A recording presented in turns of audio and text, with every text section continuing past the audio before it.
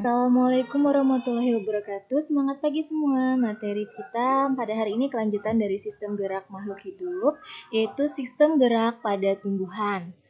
Nah, jenis-jenis sistem gerak pada tumbuhan berdasarkan asal rangsangnya terbagi menjadi 3. Yang pertama adalah gerak autonom, yang kedua adalah gerak esionom, dan yang ketiga adalah gerak higroskopis. Kita masuk ke gerak yang pertama, yaitu gerak autonom. Gerak autonom. Gerak otonom adalah gerak yang terjadi akibat rangsang yang berasal dari dalam tumbuhan itu sendiri. Berasal dari dalam tumbuhan sendiri. Gerak otonom istilah lainnya adalah gerak endonom. Contoh dari gerak otonom atau gerak endonom ini, yang pertama adalah gerak melingkarnya aliran sitoplasma dalam sel daun. Yang kedua adalah gerak tumbuhnya akar, batang, daun, dan bunga sebagai respon dari pertumbuhan. Nah, sekarang masuk ke jenis gerak yang kedua pada tumbuhan, yaitu gerak esionom. Gerak esionom merupakan gerak yang terjadi akibat rangsang yang berasal dari luar tumbuhan. Kalau yang endomom tadi berasal dari dalam tubuh tumbuhan, kalau gerak esionom ini lawannya, yaitu berasal dari luar tubuh dari tumbuhan tersebut. Jenis gerak-gerakannya adalah trofisme, nasti, dan taksis. Kita akan bahas satu persatu mengenai gerak esionom. Kita mulai dari gerak trofisme.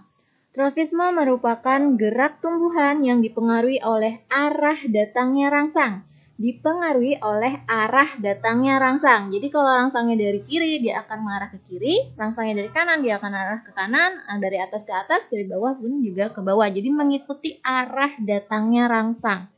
Gerakan trofisme ini pada tumbuhan dibedakan menjadi fototrofisme, tikmotrofisme, geotrofisme, hidrotrofisme, dan kemotrofisme. Ini adalah jenis gerakan trofisme berdasarkan asal rangsang tersebut. Yang pertama adalah fototrofisme.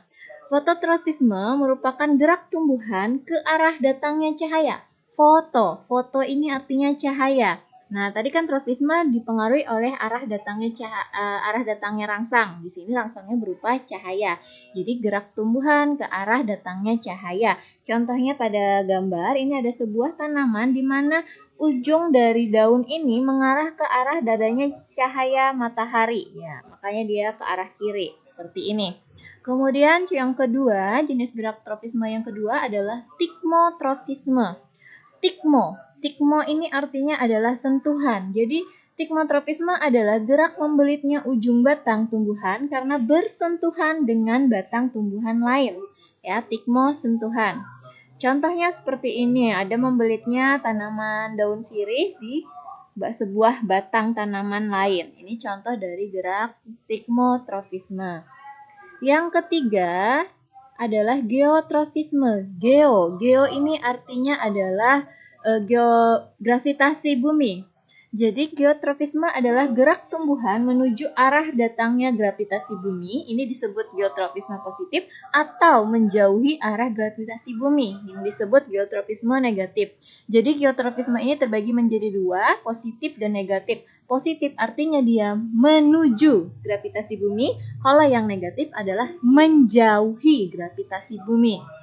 Nah, ini contoh dari gerak geotrofisme. Contoh geotrofisme yang positif adalah contoh dari pergerakan akar tanaman, di mana akar tanaman itu akan menuju ke pusat bumi, jadi mendekati bumi. Sementara contoh dari geotrofisme negatif adalah tumbuhnya batang dari tanaman. Nah, tumbuhnya adalah menuju ke atas, menjauhi pusat bumi. Mana pusat bumi itu kan ada di permukaan bawah tanahnya. Selanjutnya yang termasuk trofisme adalah hidrotrofisme.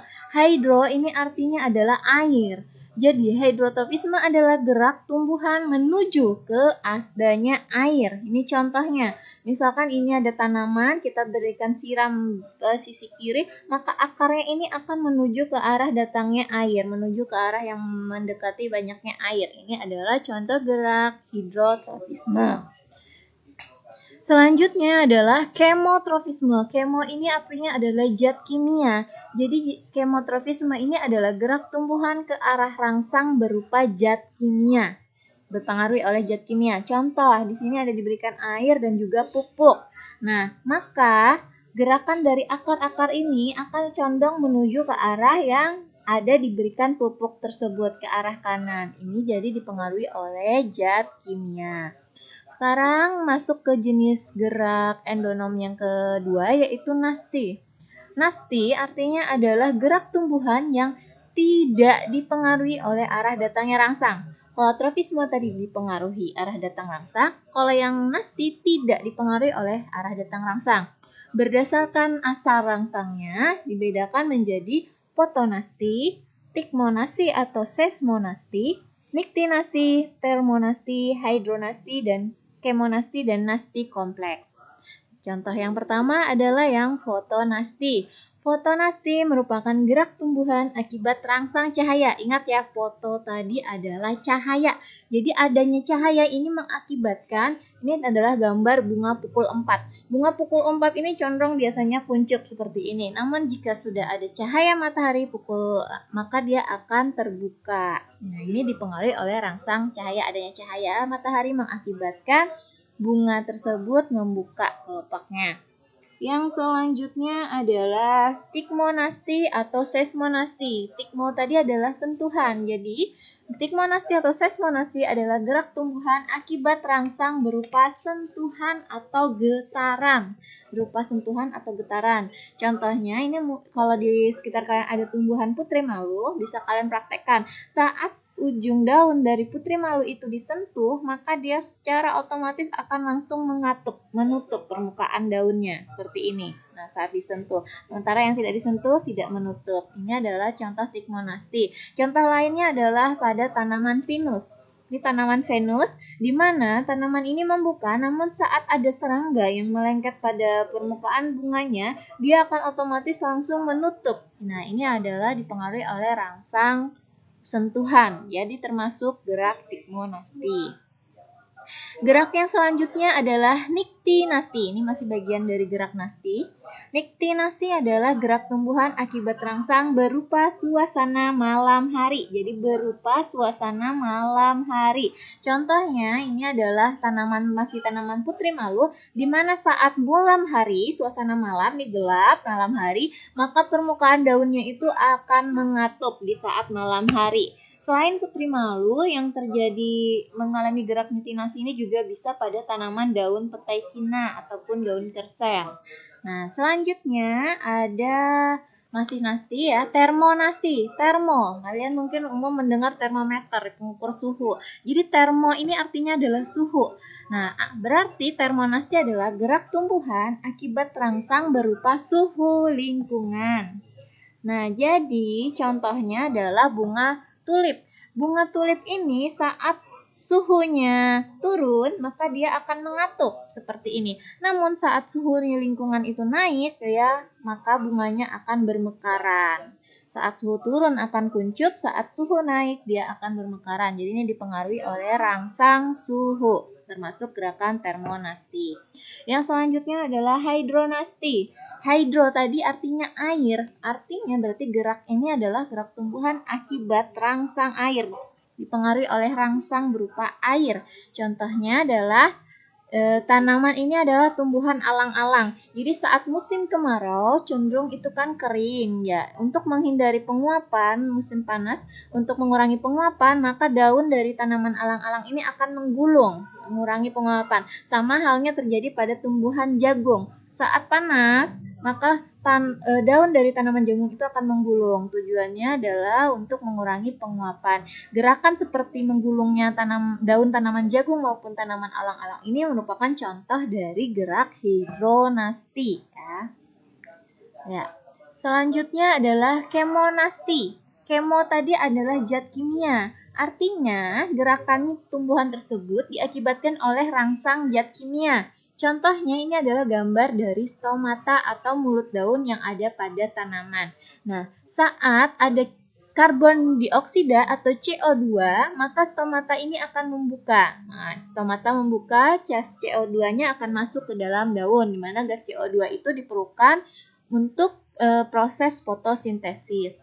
Selanjutnya yang terakhir dari gerak nasti adalah nasti kompleks.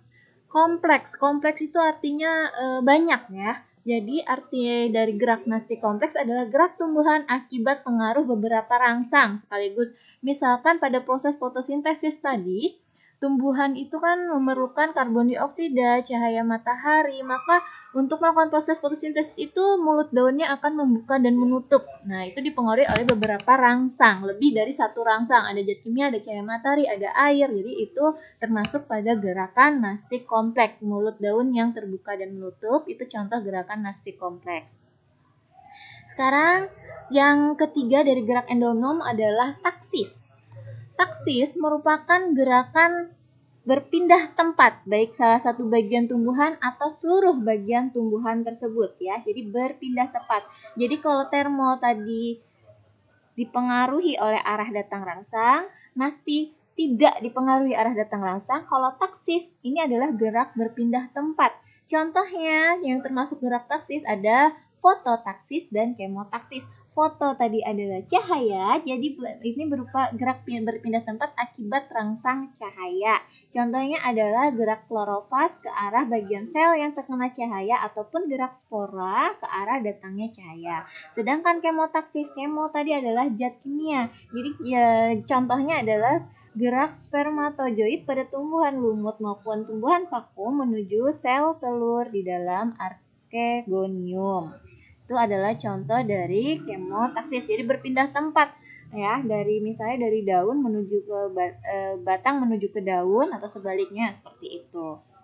Nah, ini adalah gerakan tumbuhan yang ketiga, yaitu gerak hygrocospis.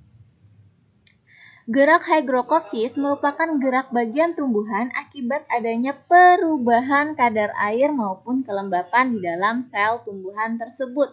Nah, contoh yang termasuk gerak hygrocospis yang pertama adalah membukanya sporangium pada tumbuhan paku dan lumut.